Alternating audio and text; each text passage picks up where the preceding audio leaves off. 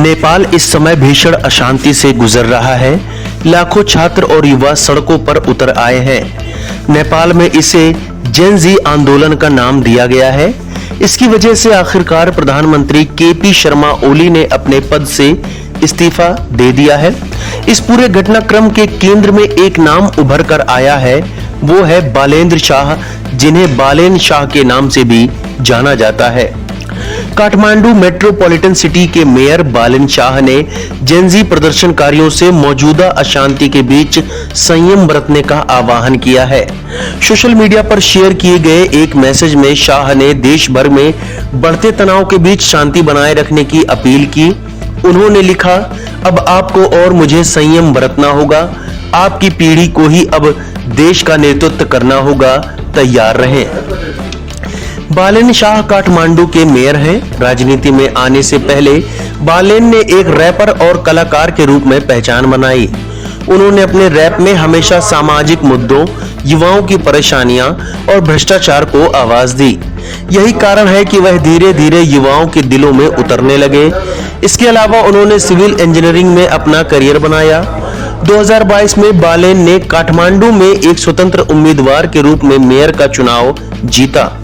उन्हें भ्रष्टाचार के प्रति जीरो टॉलरेंस, शहर की सड़कों की सफाई, सार्वजनिक स्कूली शिक्षा में सुधार और टैक्स चोरी करने वाले निजी संस्थानों पर नकेल कसने जैसे सुधारों की शुरुआत के लिए जाना जाता है। जब बालेंद्र शाह काठमांडू के मेयर का चुनाव लड़ रहे थे, तब उनके कजन भाई प्रशांत शाह ने काठमांडू पोस्ट अखबार को बताया कि बालेन कम उम्र से ही काठमांडू के प्रशासन को लेकर असंतुष्ट रहा करते थे। प्रशांत शाह के अनुसार बालेन कहते थे कि काठमांडू एक सुंदर शहर है और इसे जीने लायक बनाया जा सकता है। प्रशांत के अनुसार चुने हुए राजनेताओं की नाकामी ने बालेन को मेयर का चुनाव लड़ने के लिए प्रेरित किया था। बालेन का परिवार मूलतः महोत्तरी जिले का रहने वाला है। हालांकि बालेन का जन्म काठमांडू के नारा देवी इलाके में 27 अप्रैल 1990 को हुआ था। उनके पिता डॉक्टर राम नारायण शाह आयुर्वेदिक डॉक्टर हैं। फिलहाल उनका परिवार त्रिभुवन एयरपोर्ट के नजदीक गैरी गांव में रहता है। बालेन शाह ने वर्ष 2018 में सबीना काफले से शादी की, जो सार्वजनिक स्वास्थ्य के क्षेत्र में कार्य करती हैं। मेयर बालेन शाह भारत में उस समय चर्चा में आए थे जब उन्होंने प्रभास की फिल्म आदि पुरुष के एक संवाद पर आपत्ति की और काठमांडू में फिल्म की रिलीज पर रोक लगा दी। आदि पुरुष फिल्म में संवाद था कि सीता भारत की बेटी हैं।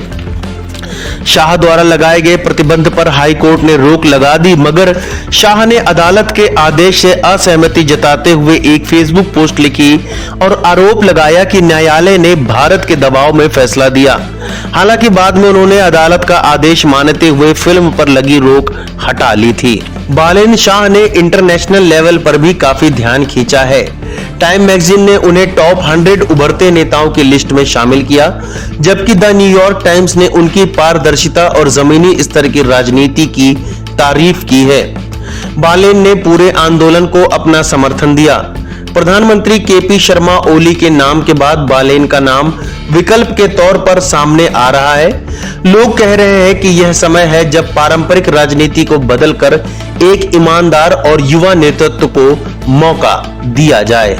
इस खबर के बारे में आपका क्या कहना है, हमें कमेंट बॉक्स में जरूर बताएं।